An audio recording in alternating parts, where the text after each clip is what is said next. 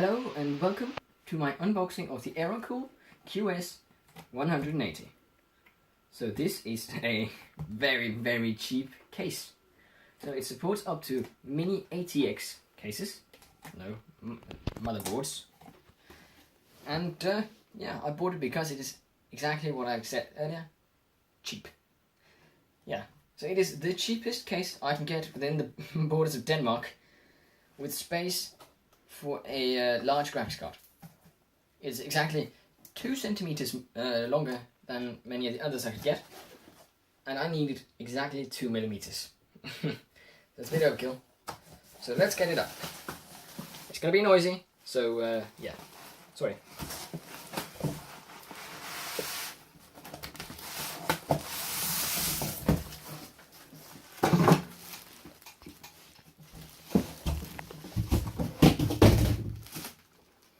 And I'll go down. Good. So, if we start off by, I hate saying it, but going a bit Linus Tech Tipsy, because a very important part of shipping a product is packing material. And it's going to seem like I'm copying him, but really, it's necessary. Yeah, so it's, hard foam. It would be unacceptable in a large case, but since this is so light and mostly made of plastic, I think it's okay. I mean, yeah, this isn't gonna get hurt, and it's so cheap that if it gets hurt, it doesn't really matter. So I'll drop this into the box again with this plastic thing. So it is currently standing on its back side, which I wouldn't want it to. And yeah, this case is so light, it is ridiculous. And here we have the back panel. And it is boring, because it's the back. There's nothing there. So, if we go front here, we can see that there's a power button, massive, and it's made to look like brushed aluminium. It's just plastic, and it's horrible. You have to press it from the front, otherwise it doesn't click. Yeah? We got 2 LEDs. I don't know what they are, but I'm just guessing here, it might be power and drive activity. Yeah? We've got a reset switch, we have a USB 2.0, we have a microphone and headset jack, another USB 2.0, and a USB 3.0. And yeah, get a good look at that. Yeah, and also right up here is a 5¼ bay for an optical drive. It's very yeah, some people need it, some people don't. So, you can decide if you're one of those. Yeah, I quite like the top of this case. Have a look at that. Because the edges are, rounded. So it doesn't feel like a box. It doesn't feel like a super cheap box. Yeah, so if we go around to the back side, you can see here that the power supply is mounted at the top. There's place for the I/O shield in the back of the motherboard. An 80mm fan they include. I mean, it's okay. Yeah. And some expansion slots. And they've got these really small and cute thumb screws. So if we start by taking these screws off and making sure it's on the table, yeah, they actually have little metal heads for screwdrivers. And yeah, these are, this one's very tight. That's a problem. Many people, or many companies, just scratched it. Yeah, many companies actually screw these in with machines before they leave the factory. And this screwdriver is too small. I'll grab another screwdriver. Yeah, so I got my tools, so we can screw this off. And that's about all we need. Yeah, my screwdriver is very loud when I use it. Listen. Yeah, so I'll use when I have to. Now that we have the screws off, we can have a look at the back side here. Well, I should probably put it in the case box, like that. So we can see here that there's not really any space for cable management.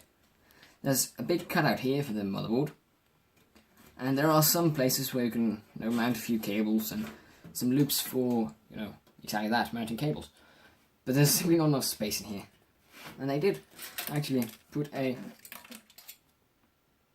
zip tie in here and a manual. I don't know why they put a zip tie in here. They are usually in little bags, but apparently this one's not. So let's open the manual. One of those fold out ones. So see, it's very nice, and it's also a guide for all sorts of things. Yeah, that's it. And let us get the other panel off and see what it has got in there.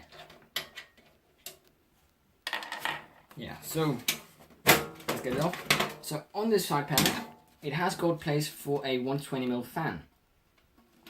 So it can deliver air straight to a graphics card, which is great, because that's exactly what I'm going to use it for. Yes.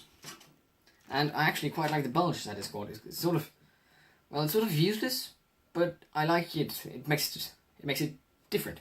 You know, it's not just a box. It's a box with curves. Some people pay extra for that, if you know what I mean. Yes, and here we have it, the case itself. So here we have the 80mm fan. We have a lot of headers. So we have got some power for the fan. It's actually got a Molex thing and a 3-pin power. So there's no controlling this thing. This is just going as it wants to. The front panel things are as they want to. And a blue USB 3.0, I guess. Yeah, that's usually what they are. So there is the place for the optical drive up here. And, well, I can't really see, but I guess these are for 2.5-inch drives. And I actually think the 3.5-inch are in the front. There isn't a real manual with this thing, but that's what I guess. Yes. And there's actually a dust filter with holes in the bottom of this case. So let's tilt it a bit so you might be able to see. I don't know why it's got that. There's no power supply mount in the bottom of this case. So that's a bit confusing. But okay, people can do what they want. And we have a bag of screws. So we've got some standoffs. We've got one of those heads to place on a standoff so you can use a regular screwdriver for it. And a lot of random screws. Some are for fans and hard drives. So, yes. If I get a hand in here, yes, you need to push it from the inside to reveal the 5¼ inch bay. However, well, I wouldn't recommend you always have it off, because there's actually a lot of very ugly cabling down there. You know, very orange and a lot of different coloured cables. That is what I would call horrible. Yeah, but if we go back to the inside of the case, I'd actually very much would like to say that it's got these curled edges. And all the things that I've touched so far are not able to cut you. So, even though it's very cheap, and yeah, for the Danish viewers, it's like 300 kroner, which is not a lot. It's less than £30. So it's really, really, really cheap. But still, they went through all the trouble of curling the edges. So there is a bit of, you know, the customer satisfaction in it. And it's Aerocool.